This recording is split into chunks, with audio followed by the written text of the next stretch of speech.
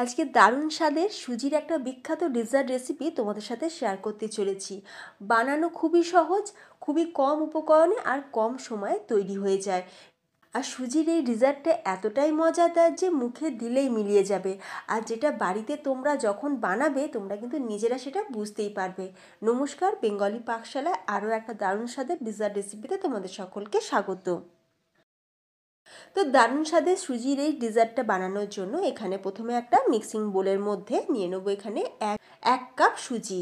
ওজন হিসাবে ধরলে এখানে 200 গ্রাম সুজি নিয়েছি। 1 কাপ সুজি দিয়ে দিলাম, আর ওই একই কাপের মাপ করে দিয়ে দেবো হাফ কাপ চিনি।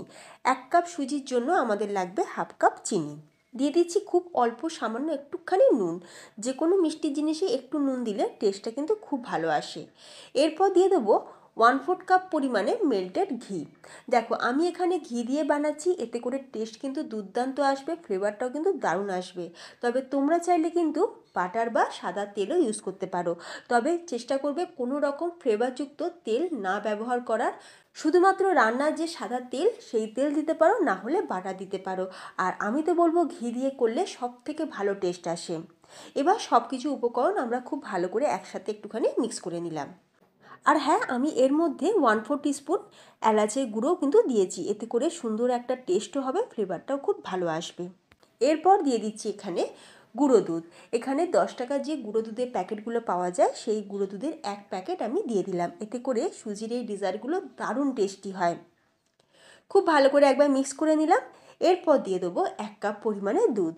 1 কাপ সুজি নিয়েছি, 1 কাপ সুজির জন্য 1 কাপ পরিমাণে দুধ আমি দিয়ে দিলাম। দিয়ে খুব ভালো করে আরও একবার মিক্স করে নেব। এখানে কিন্তু দুধটা আমি একদম ফ্রিজ থেকে বার করা ঠান্ডা দুধ বা গরম দুধ ব্যবহার করিনি, নর্মাল রুম টেম্পারেচারে থাকা দুধ আমি ব্যবহার করেছি। সব কিছুকে খুব ভালো করে মিক্স করে নিয়েছি।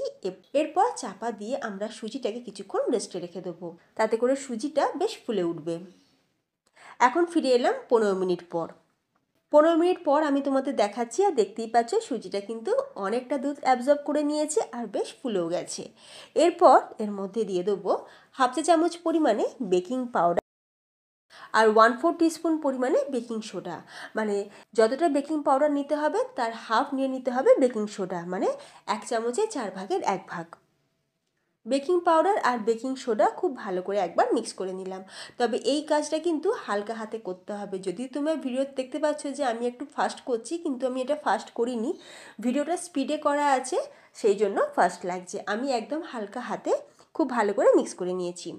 এরপর আমরা ডেজার্টটা যাতে বানাবো, তো আমি এরকম একটা কেক টিন নিয়েছি। তোমাদের হাতের কাছে যে পাত্রটি থাকবে তোমরা তার মধ্যেই কিন্তু ডেজার্টটা বানাতে পারো। আমি কেক টিনের মধ্যে অল্প সামান্য ঘি ভালো করে কেক টিনের চারিদিকে লাগিয়ে দিয়েছি, তাতে করে ডেজার্টটা তোলার সময় সুবিধা হবে। তোমরা চাইলে এরকম স্টিলের প্লেটের মধ্যেও কিন্তু বানাতে পারো, তবে দেখবে প্লেটের ধারগুলো যেন একটু উঁচু হয়।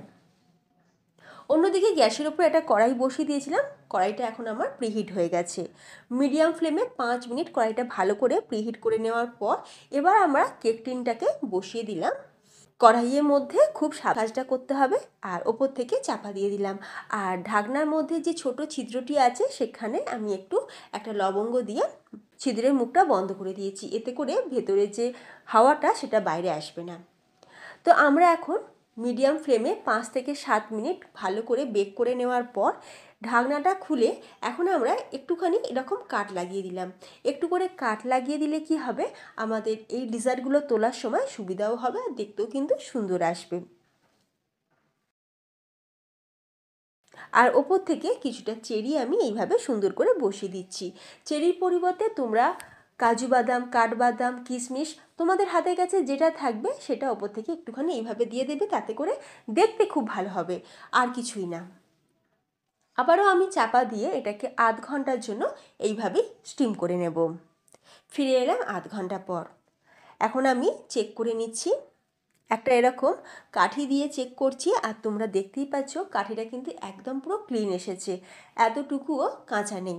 তো আমাদের কিন্তু এই সুজির ডেজার্টটা অলমোস্ট রেডি। কিন্তু এখনও এটার মধ্যে আরও একটা জিনিস দেওয়ার বাকি আছে।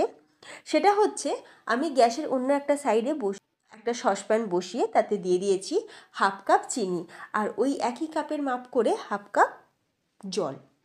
চিনিটা এবার খুব ভালোভাবে গলে গেলে আমি গ্যাসের ফ্লেমটাকে মিডিয়ামে দিয়ে আরও 5 মিনিট একটু ফুটিয়ে নেব। চিনির শিরাটা কিন্তু একতার বা দুতারে বানানোর কোনো প্রয়োজন নেই। হাতের মধ্যে নিয়ে দেখবে, যখন দেখবে হালকা একটু ছিটে আসবে, বুঝতে হবে যে চিনির শিরাটা আমাদের রেডি হয়ে গেছে। চিনির শিরাটা তো আমাদের রেডি হয়ে গেছে। অন্যদিকে সুজির এই ডেজার্টগুলোও কিন্তু বেশ ঠান্ডা হয়ে গেছে। এখন আমরা ছুরি দিয়ে যে কাঠগুলো লাগিয়েছিলাম সেই কাঠগুলোতে ছুরি দিয়ে ভালো করে আরও একবার কাঠ লাগিয়ে দিলাম। এরপর ওপর থেকে চিনি শিরাটা ছড়িয়ে দিচ্ছি। দারুণ টেস্টি বাসবুসা ডেজার্ট রেসিপিটি কিন্তু একদম রেডি। তোমরা বাড়িতে অবশ্যই একবার এইভাবে বানিয়ে দেখতে পারো। ও ভেতরটা দেখবে পুরোপুরি রসালো, ভীষণ নরম তুলতুলে, যা মুখে দিলেই মিলিয়ে যাবে। বন্ধুরা, একবার আমার মতন করে আরবের বিখ্যাত ডেজার্ট বাসবুসা এই মিষ্টিটি তোমরা বাড়িতে একবার হলো বানিয়ে দেখো। আশা করি পরিবারের সকলে কিন্তু খুব ভালো লাগবে।